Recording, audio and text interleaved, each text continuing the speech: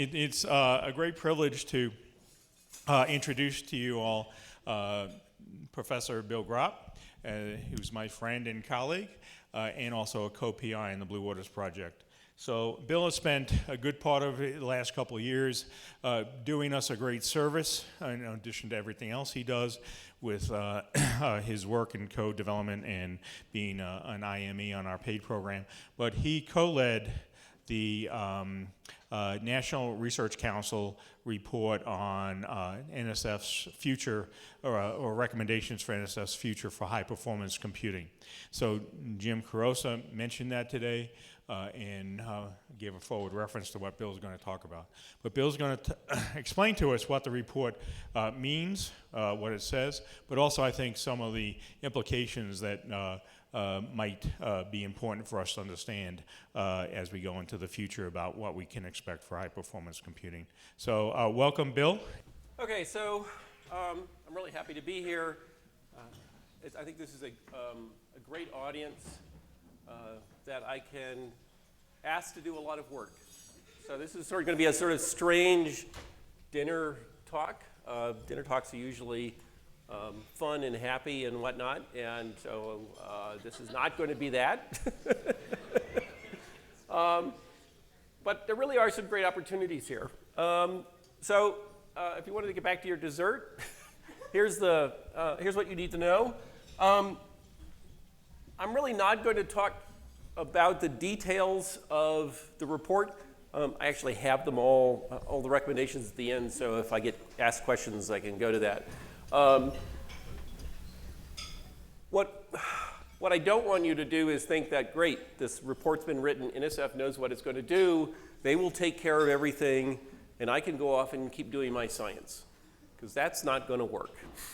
And so what I want to talk to you about a little tonight is I'm going to ask your help, and I want you to ask your help in helping NSF do what it needs to do to implement the recommendations and the things that we think that it needs to do to ensure that computational science continues to be vibrant and successful in this country.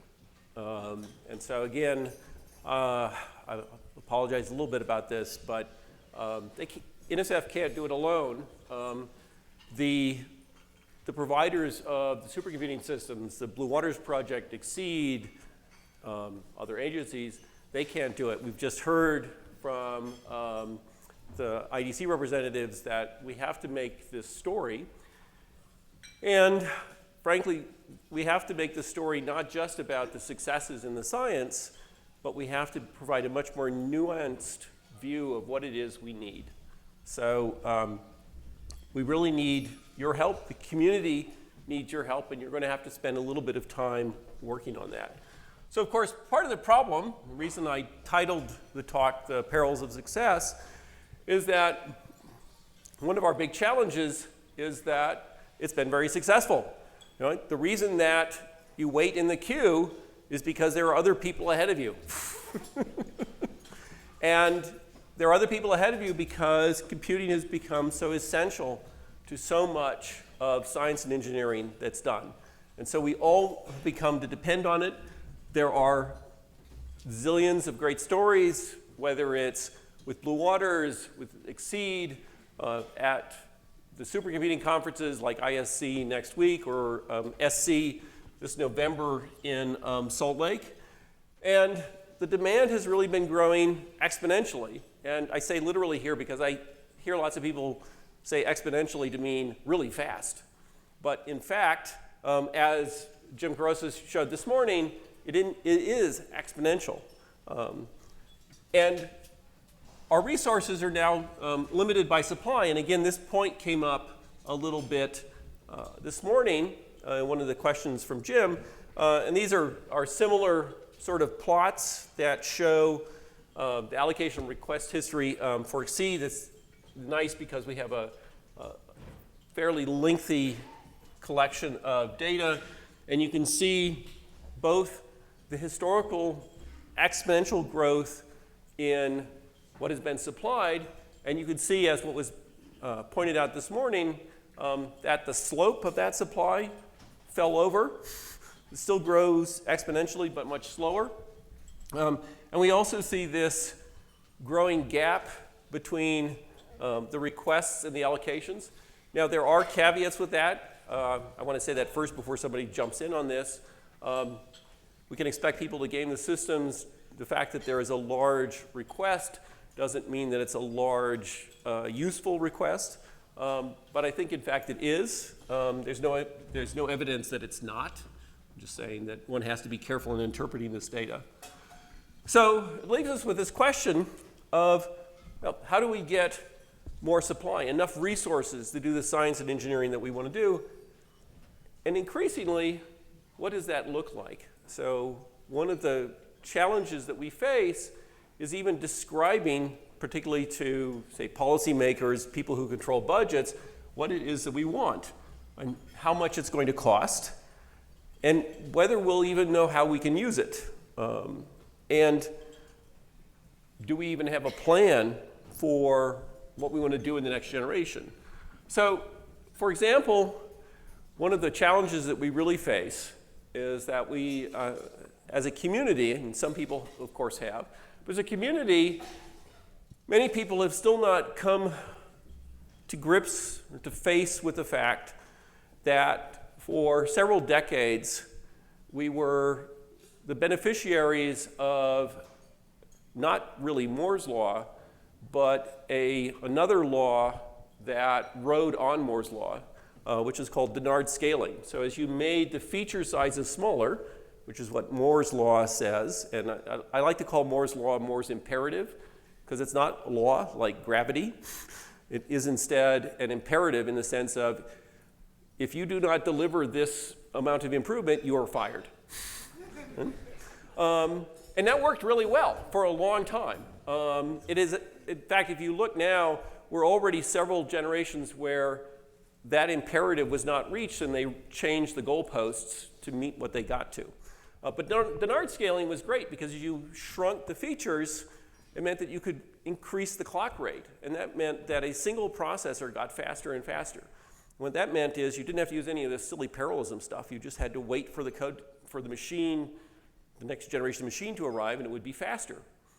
And that went on for literally decades. But that ended about 2004 when something called leakage current started to limit the ability to continually increase clock rates, even though we made the feature sizes smaller. The heat dissipation from the chips reached a point where it was now infeasible to continue to raise the clock rates. And you can see in the early 2000s predictions of clock speeds now, I don't remember the exact numbers, but we were supposed to have like 30 to 50 gigahertz chips. And people had not thought about this. And we've essentially, as you can see from this figure, since about 2004, 2006, the clock rates have just about stayed the same.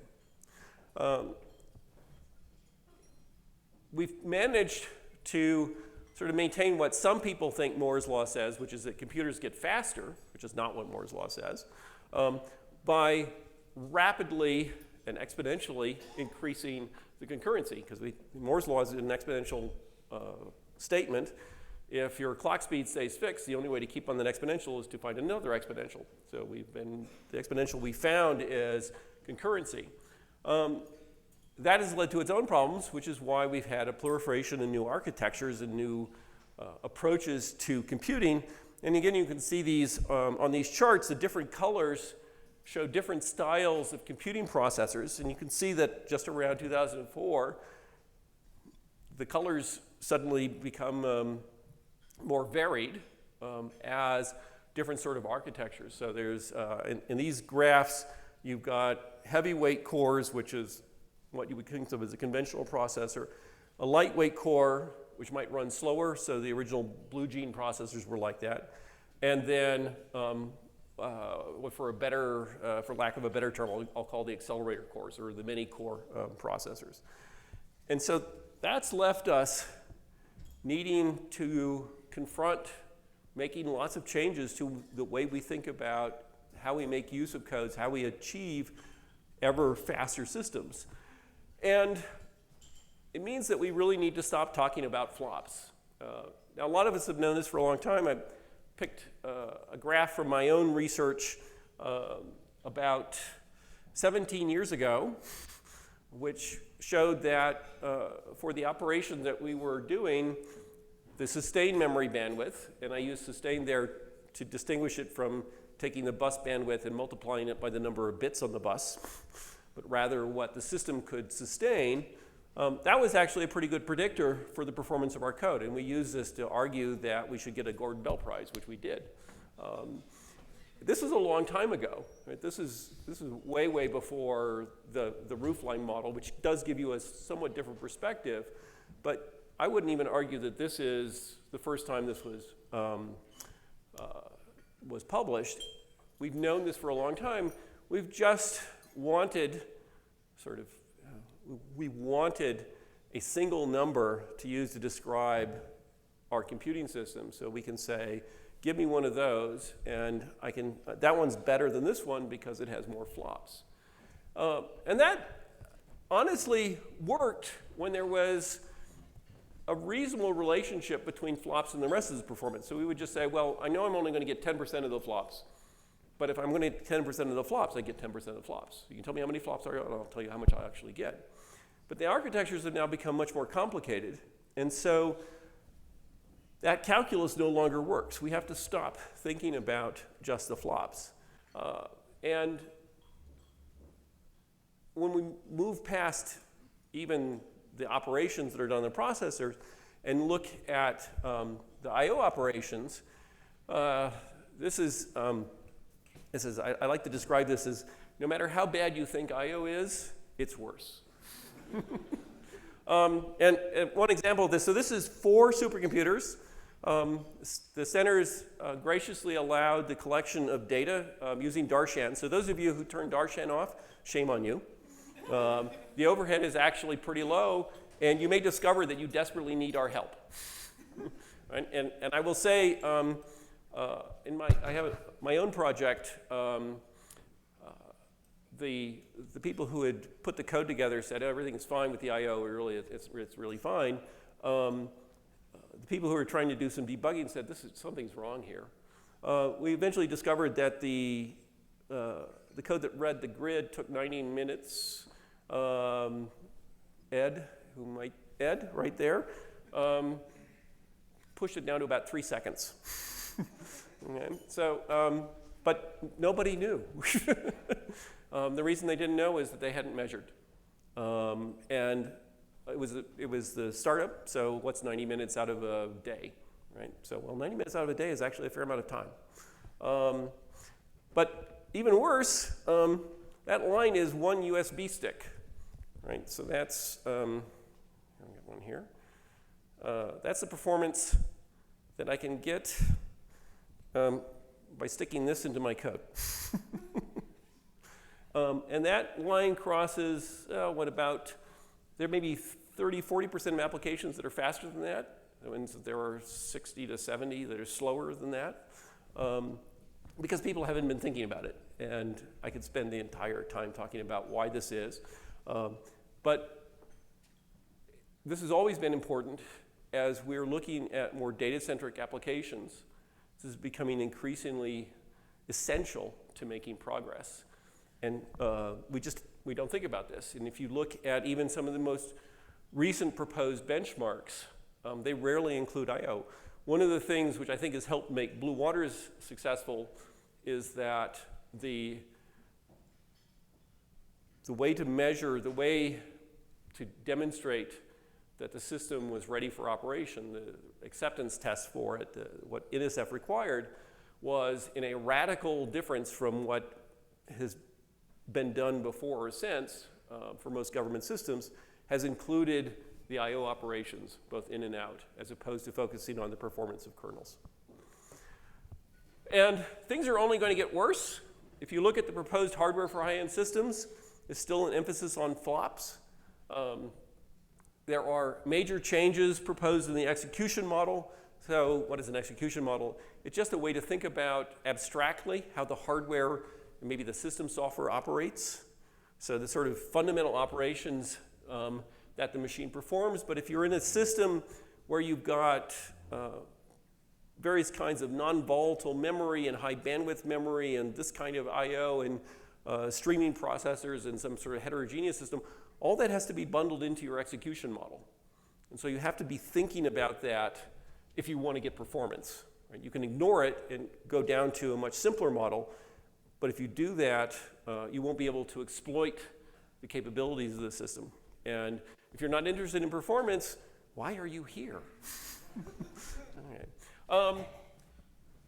And the systems that people are proposing do not match the programming models and systems that we have, and to a large extent don't match the current algorithms. And there are things that are just going to be very difficult to fix. So for example, for I/O, we can talk about burst buffers, which can help as a semiconductor storage to allow you sort of a temporary load leveling of your bandwidth. But eventually you have to get to your real I/O system, which is either tape or disk, and the bandwidths of those have been fairly stagnant. Densities have kept going up, but the ability to get data in and out of them has not grown very fast. And so if you look, for example, at Deweys Roadmap, what you'll find is that Dewey is proposing systems whose I/O performance is roughly as good as Blue Water's, even though they'll be built over the next 3 or 4 years.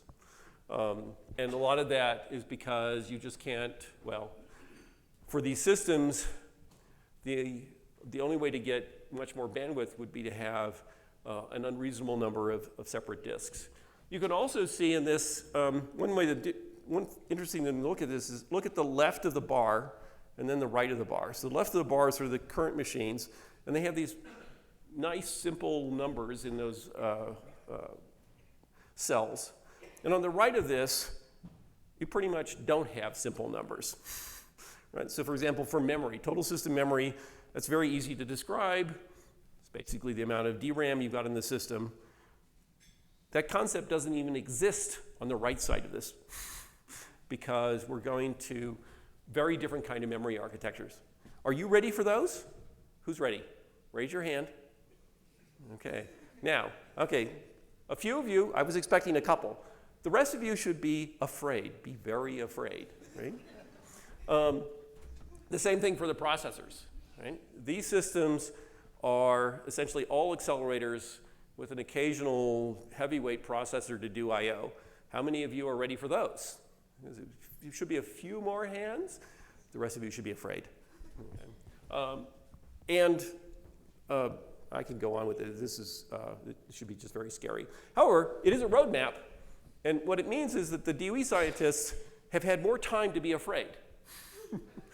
And that's useful because you can come to terms with that and then decide what you need to do. So a challenge to this community is you need to help, and you need to help in many ways. One of the things we need to do is make sure that there are enough cycles to continue doing the science that we've done. And you should not assume that just because this is so obviously essential to the progress of science, that this will happen. Okay? That's not the case. There are many competing demands. Jim even said that this morning. There's no certainty that the resources that we need, that the nation needs to keep doing computing, will be provided. Okay, so you go and lobby for enough resources, which means please give us enough money to buy the equipment we need, the systems that we need. Well, what should those systems look like? Right? Like we just saw, very few of your hands went up when I described one particular path to high-end computing. Okay? Are you going to go and tell people that I'm ready to have you spend a lot of money in an era where budgets are very tight on systems that I'm not ready to use yet? So we need to make sure that we're getting the right kind of cycles or capability, capacity for the science. And that's going to be a compromise, because what I'm also not saying is, oh, you can keep doing what you've been doing because somebody will find a way to make it all work. That's not going to happen. But at the same time, it's not realistic for me to tell you all, go scrap all of your code and start from scratch. There is a middle ground, but that means getting more involved in figuring out exactly what you need, what needs to get changed first, how you can chart out your own roadmap for this transition in the way of computer architectures. And it also means looking at the question of the software and the algorithms. And who does that? Who writes the software? Who develops the algorithm? Who pays for that? Is it the vendor? Maybe for some things, but almost certainly not for others. Who sustains it? Right? Get a successful software package. How do you keep that going?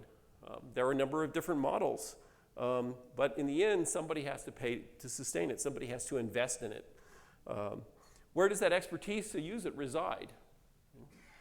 If the software is great, but nobody can figure out how to use it, it doesn't do anybody any good. NSF and the rest of the community needs your insights in understanding those trade-offs. So, and one thing to remember here is that some software doesn't last very long, but other software really does. The Patsy library that I started is actually 26 years old now. It's gotten in now, so I used to be able to say, gee, it could vote, then it could drink. At 26, it no longer could be on my insurance plan.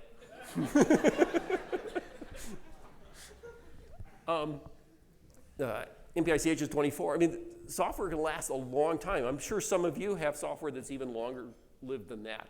And so understanding how to maintain that investment while transitioning it to different hardware, again, is not something that's going to happen just magically. The software fairy is not going to come down and convert your code.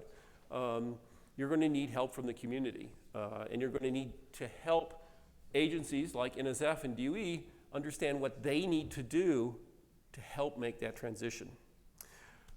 Okay, so that's my grim news about what you all need to do.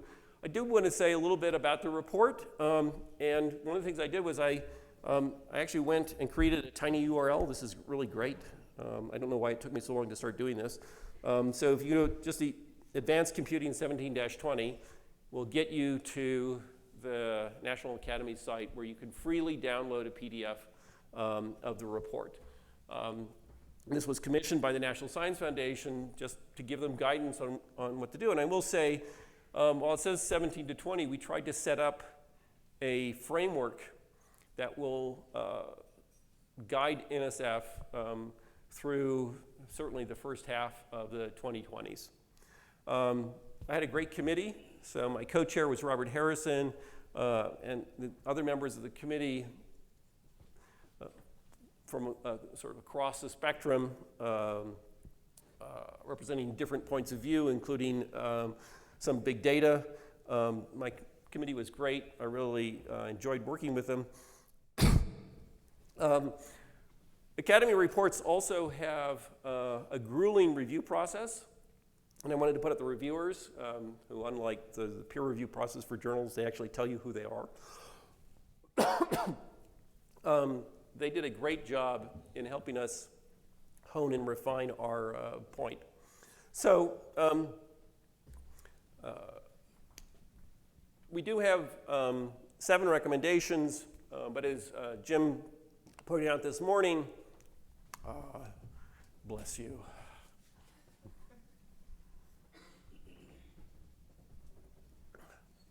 We sort of divide them into 4 groups. One is to position the U.S. for continued leadership in science and engineering. The second is to ensure that the resources meet the community needs. And I want to be really careful. I try to be very careful about saying needs rather than wants. Okay? I would like faster than light travel and a single processor that's as fast as I need.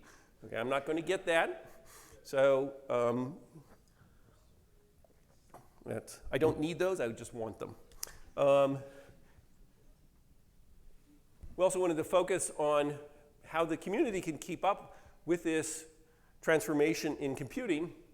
And the transformation is both in terms of the hardware, but also in terms of the sort of burgeoning developments in data science and data capabilities, a lot of which has been driven by the commercial markets, but have created new capabilities and new incentives to create new ways of looking at data.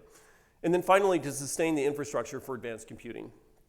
And we made some observations about this. I won't go through all of these, but some of the important points here are that we of course emphasize that research has become dependent on having these resources. Meeting the future needs is going to require having systems with a range of advanced capabilities, not just flops, also not just data, not just memory. That it's important to continue to not just tread water, but to increase the capability, because each generation of increased capability has enabled new science, and we see that, I saw that just today in some of the presentations, things that people have been able to do for the first time because they had a large enough system. This was not just a report, though, about big supercomputers. It's about advanced computing and computing in a whole.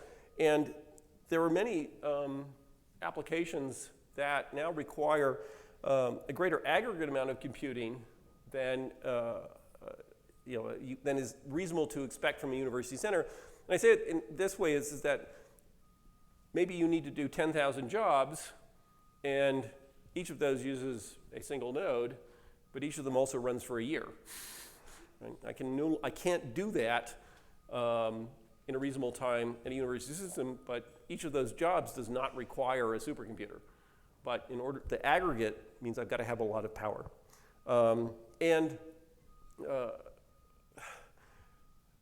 Specializing systems just to flops is probably leading us away from where we need to be. So it's important to be thinking more holistically about the whole workflow, not just those cores. One thing to bear in mind is that the U.S. has had a leadership position in computing for a long time. This is at risk. This is really at risk. This is one set of plans. So these are plans. Plans change.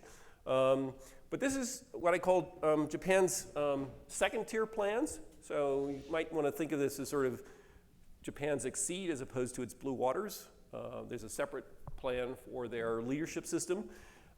This is 9 university centers, most of which will be over 50 petaflops by 2023. In fact, many of them will be over 30 to 50 by 2020. This is the investment that they feel is necessary to continue to advance science in Japan. I use them because they actually have the best, most clear plan. Trying to get the plans for Europe is weird because the system acquisitions are done on a country-by-country basis, and they're all very tight-lipped about it. But individually, they all seem to be investing at this scale. Many other countries are also investing like this. So a pause by the United States doesn't mean that we just sort of pause. It means that we fall behind. As I mentioned, of course, the demand is growing. It's also changing in nature because of the way the systems have been changing. The gap is growing. When we looked at how NSF plans,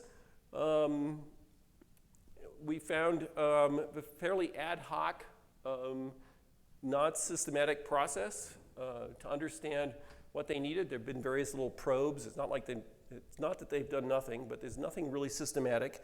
And it's not reflected at the top level of NSF strategic planning. So we, as part of this report, we suggested a much more regular and structured process. And the reason I mention this is the program managers cannot do that. They can facilitate it, but you have to do that. The community has to help them understand what they need and what its shape is. Right? And you can't simply say, I need 1 billion SUs. Because if you do that, I can give you 1 billion SUs, but you will not be able to use them. In fact, I think Bill Dally once said some years ago that if you wanted an exascale machine, he could build you one. And it wouldn't cost that much, but it would only be able to run HP Linpack and nothing else. Right? And I completely believe him. I think I know how to do that machine. Right? And if you don't start asking for what you really need, that is the machine you will get. Okay. Yeah, so. Also part of the report, we asked that there be a better understanding about costs and benefits. So understand more holistically whether you should be investing in hardware or in software and algorithms and how they work together. And also understanding the total program costs. One of the things that surprised us was how little the other programs at NSF knew that ACI was contributing to their success. You know, what the size of the investment that ACI was making for their own scientists. And without that, you don't get sensible strategic discussions about the levels of investment. And so one of the things that we've encouraged is gathering that data, being more open and transparent about the cost of these resources. Also might help begin to focus researchers' attentions on the costs. And in a perfect free market system, if you say, well, this free thing that I'm giving you is still free, but it actually cost me $1 million, you'd say, tough, right? It's not costing me anything. But I found that many people are a little more reasonable, and they said, that $1 million comes from somewhere. And even though I'm not personally feeling it directly, I will feel it indirectly, or just the general, it's not good for society. I've even seen that when I told people how much lunch costs at a hotel. So that better understanding should help start us move towards not dumping all of essentially the cost on just the hardware. Make us all look for better ways to make the codes and the workflows more efficient. It doesn't mean optimal, right? So if you only run a code for a few hours, there's no real need to make it really optimal. On the other hand, if you're going to run it for a year, maybe you should spend some time on it. Maybe somebody should spend some time on it. And that's going to get harder and harder as computer systems become more complex, as they become richer in features. And we're going to need better tools, better understanding, better expertise to understand what's been going on. And NSF needs to play a better and stronger role in participating in the discussions about leadership at that scale, which is something that it has talked about a little bit, but it has really not been playing on the same level as some of the other agencies. And we'll need to start thinking about how to align its investments with those needs. And then we spent a fair amount of time talking about sustaining the infrastructure, recognizing that advanced computing infrastructure is not just hardware. And it's not just software. A lot of it is the expertise in how you apply the software and the hardware to solve a problem. And that expertise is difficult to develop, it's rare, it's extremely valuable, and it's fragile. And if the system doesn't nurture that expertise, it will be lost and it will be very hard to replace. In recent times, as we all know, NSF has gone to a fairly irregular strategy of competitions based around the hardware, not around the capabilities, not around the software, not around the expertise, but around the sort of hardware. And this is not, this is an old way to say it. It's no way to run a railroad. How many people know what a railroad is? And so we've, in the report, we've encouraged NSF to look at other models, including ones that NSF uses in other directorates to manage its longer-lived resources, ones that require infrastructure, including human infrastructure, in order to achieve in a cost-effective way the science goals of those directorates. So again, the future really depends on you. You have to go and help. This is not going to happen without the participation of this community and the rest of the computational science community. So I encourage you to read the report. It's not that long. It's 120-ish pages. It's really not that bad. There are pictures. There are lots of pictures. And I hope you support it. But I'm not saying that you have to agree with it. You can disagree with any or all of it. If you disagree with something, though, tell us how to improve it, or tell NSF how to improve upon it. These are recommendations. This is not something that we're telling NSF what to do. We're saying this is what we think you should do. This is how we think you should think about the problem. You can help with that. You can help refine that message. You can help strengthen that message. We do, in particular, call for better requirements gathering, and that means not just flops, so that we can start having a better discussion about what characteristics should we be focusing on in the systems, what sort of software and algorithms do we need to develop. That information has to come from you, because it has to be based on the real science you're doing, the real applications that you're running. And the same is going to be true for these roadmaps. The roadmaps have got to reflect the science needs, the characteristics of the applications that you need to run. It would be very easy to set up a hardware roadmap saying this is what we're going to give you, and you already just showed me that none of you, with a few exceptions, are ready for that kind of a roadmap. So you have got to participate in a collaborative effort to develop the roadmaps going forward. So with that, I'll take some questions.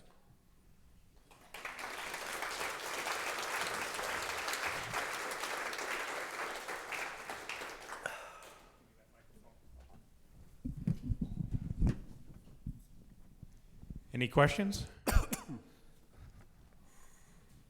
wasn't trying to be that depressing.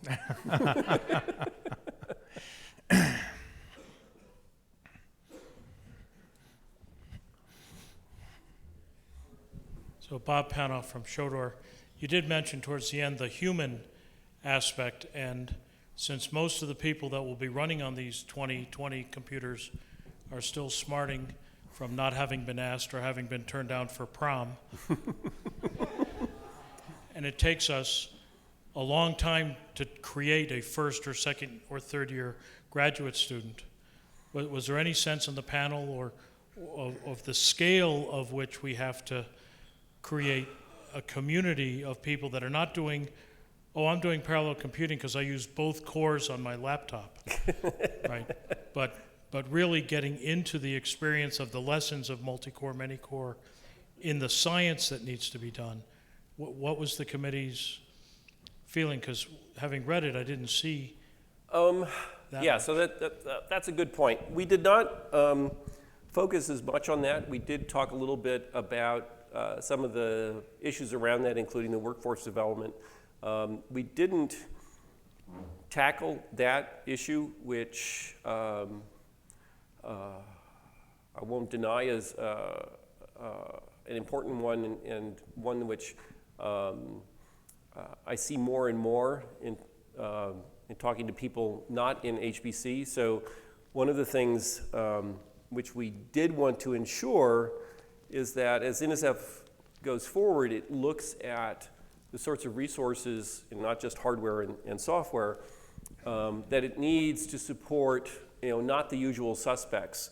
And a lot of these applications are coming from places where people are doing new problems where they haven't really had to apply real parallelism before. Right? If you're doing a big PDE problem, big simulation, there are lots of software packages for that. If you don't know how to use more than a couple of cores, it's because you haven't looked at the right library. But for a lot of other problems, they're still trying to figure this out. And so we didn't focus as much on that. There were some earlier NSF working papers that looked at some of those educational issues. But yeah, I will say that we didn't focus on that maybe as much as we should have. I do think it is a serious problem.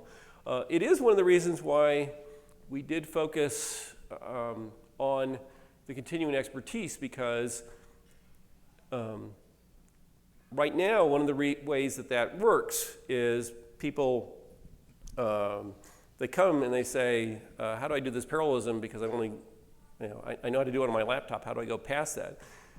And there's a community of people who know how to do that, whether it's at the computing centers, the work that Blue Waters does, the work that Exceed does, the work that some of the Dewey labs do, to help carry people through that.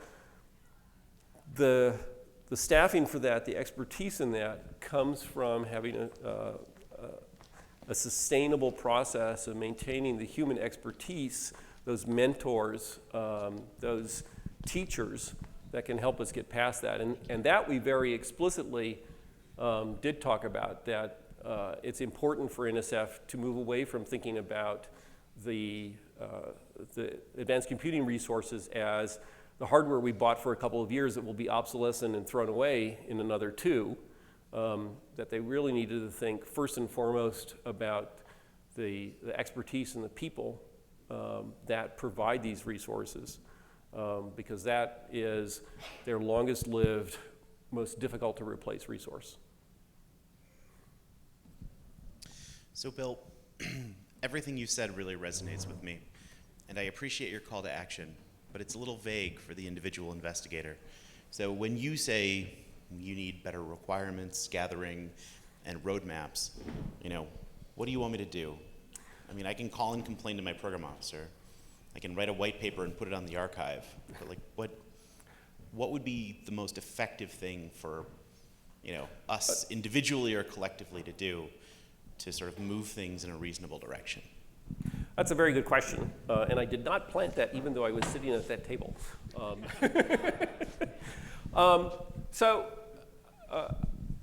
Part of it is that we're hoping, and some initial signs are that NSF will start seeking such input. And so one of the things that I want you all to do is to respond positively to that. So when they say, say for the next PRAC call, we want a maybe one-page performance model that covers not just floating point, but main memory motion, I/O operations, and a couple other things, at the order of magnitude level, that you don't have a screaming fit. That maybe you say, I don't know how to do this, I need help. That's fine, because I believe that this is going to require some back and forth with NSF as they figure out how to do this. But I want you to help with that back and forth. And then the other part, that you don't have to wait until then to tell your program manager how critical this is. Not the computing program manager, your science program manager, because you may think that they know, but I know in having talked to some of them that they don't. That's just because you haven't told them enough, right? And so maybe some of you have, but they are not getting this. And the other thing you can do is say, look, you don't have to take my word for this, because you probably get a bunch of random people saying, oh, this is great. You can roll this up across all of your program to really understand quantitatively how much your science program depends on the advanced computing, because you may not know, and you may not realize how much of an investment NSF has made through that computing infrastructure, which is one of the it's an unusual kind of infrastructure. It's not unique. There are a couple of other examples of infrastructure that support many different kinds of science, but it is one of the few that support such a broad variety of science. And so none of the program managers outside of ACI sees that totality. They just get those little stories. So again, talk to your program manager right away, encourage them to become quantitative and grab it, and then at the very least be responsive to requests for more detail. Don't push back against it. And optimistically, form yourself into groups to not be responsive to that, but to lead it. And so one example we used was the Astronomy Decadal Survey, which is a great way for the community to get together and say, we need these kinds of telescopes, right? So I use that as an example because astronomers don't measure telescopes solely by the size of the mirror, right? I mean, LIGO does have mirrors, but you don't really, right? There are many different characteristics of the telescopes based on what it is you want to do with them. Well, computers are like that, have been like that, and will be more and more like that. And yet we still sort of think of them in terms of flops and SUs. We have to stop that. But the right way to look at that is going to be really driven by you, knowing what are the characteristics that really matter for how well your different applications work. And there I will say that from a computer science standpoint, it's not so much the domains. The sort of interesting thing in rolling this up to ACI is what's common for the systems are the algorithms that they're running, not so much the specific science problems that they're doing. And so I can imagine doing a machine that's good for unstructured meshes. There are lots of different areas of science that I can do with that. But there's also a lot of science that I can't do with that.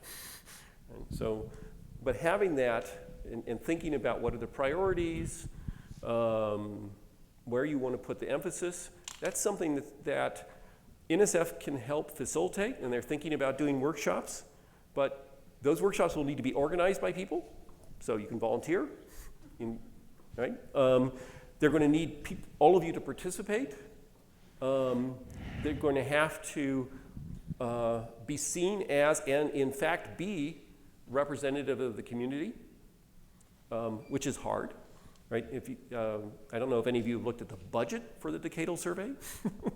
Those are not cheap to do. So we're not expecting something done at that level of fidelity, although I think it's an aspirational goal to get there. But to take the first turn of the crank so that you're starting to look at what is it that I really need to do my science? What would those machines look like? What are the compromises that I can accept? Those are things that this community needs to do that the other experimentalists already do. And it is time for us to do that. So I'll make one brief comment. You can help in a short-term way, because I mentioned this morning that we've been asked to do a workload analysis of the current workloads over the last 3 years on Blue Waters, plus what we think may be in the future.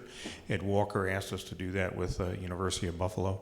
So we'll be doing that over the next couple of months, and you can certainly help us understand the workload analysis, the algorithms, the things Bill's talking about, how much I/O storage and things are there and characteristics, and I showed on the slides the questions. So that is a very immediate thing. It doesn't fulfill the big picture, but that's certainly a first step.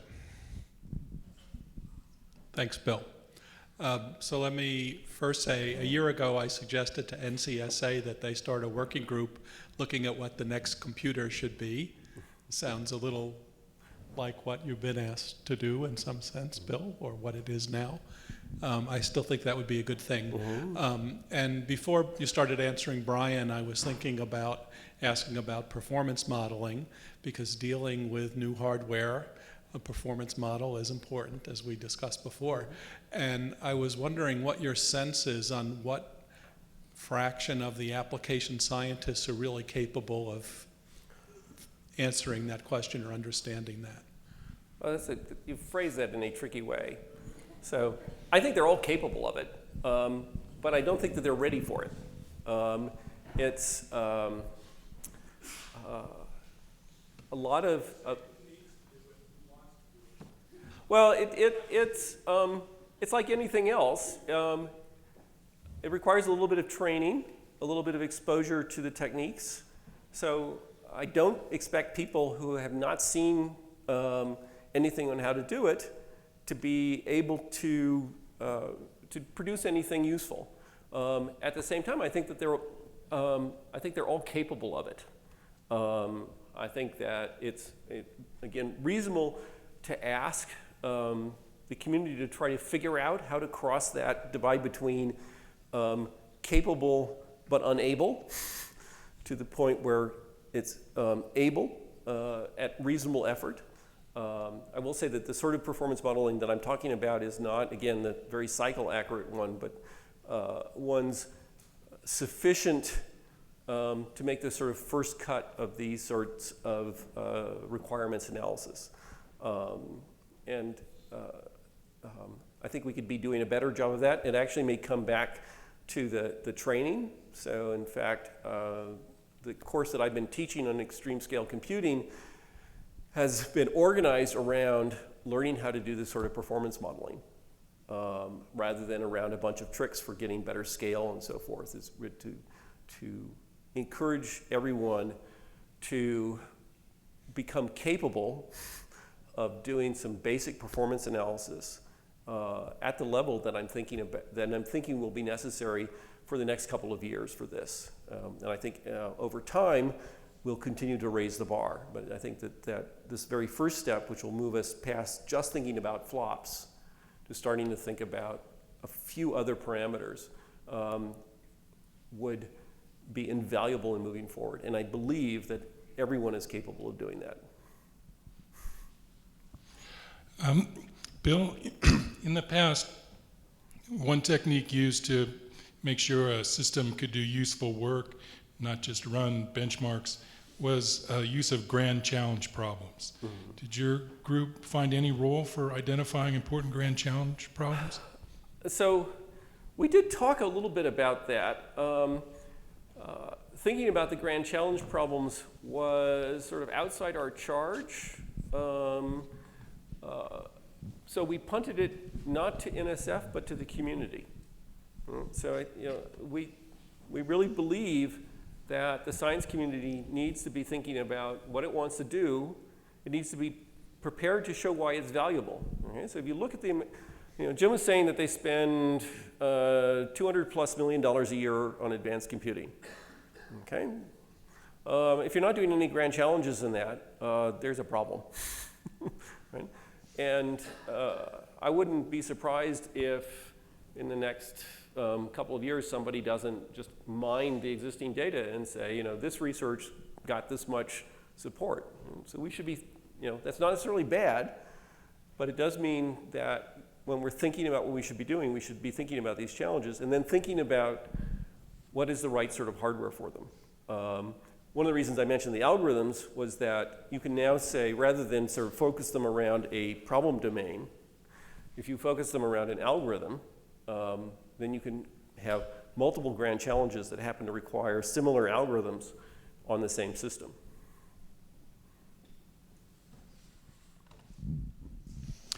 Thanks, Bill, and thanks to everybody for great conversation tonight.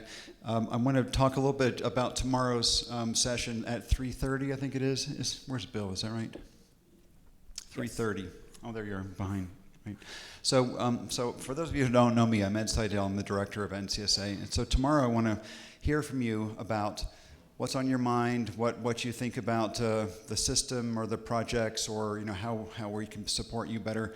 And then I want to specifically talk about, picking up on Steve's comment, how we might organize ourselves to really think through as deeply as we can what the next systems ought to look like at the level of track one reinvestments. And so I hope you'll be prepared to come talk about that tomorrow.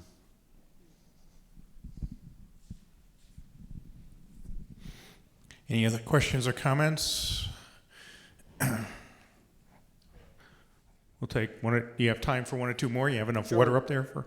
Yep. And we're waiting for it to get dark. So. So there's a lot of focus on asking these folks to present the input on what kind of machine be best to be built to serve their software, and not in just flops. But what if the answer is that the software needs to change? And what's the incentive for someone to provide that answer, where it's going to provide a lot of work and complexity to them, but it's the right answer for the science to advance, to accommodate the hardware direction rather than the other way around? So we do feel that that's going to be inevitable.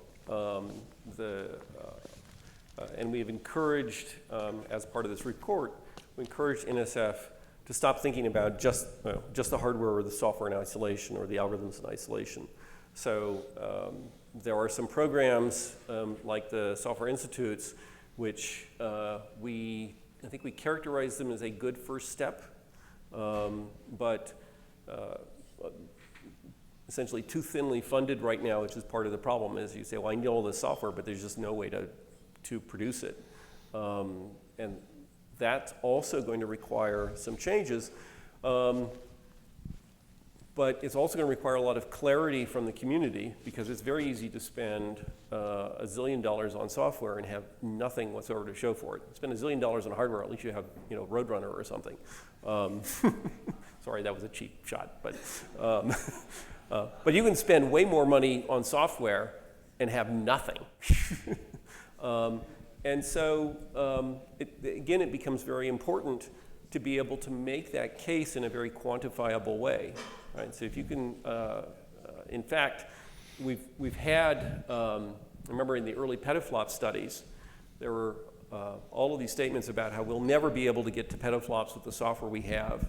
Right? And there was also an analysis of what hardware we'd be able to build for the petaflop machine. Well, the hardware analysis was actually dead on. It almost drew the diagrams for an IBM Blue Gene L.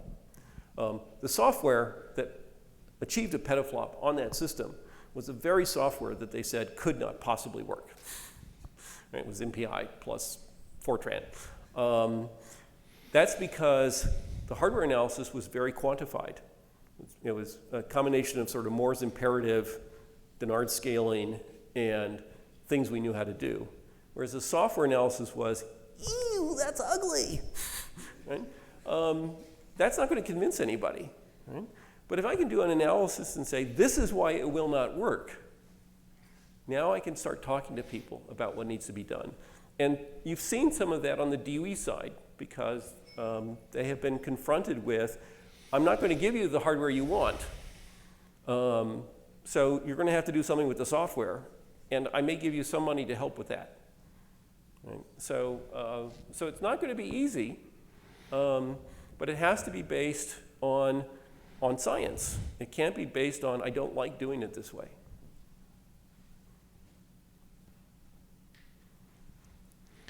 One more question or comment? Anybody? Well, okay, I'd like to thank Bill very much for his insight, but also for his service in leading that report that I think we all hope will have a great deal of influence for our futures.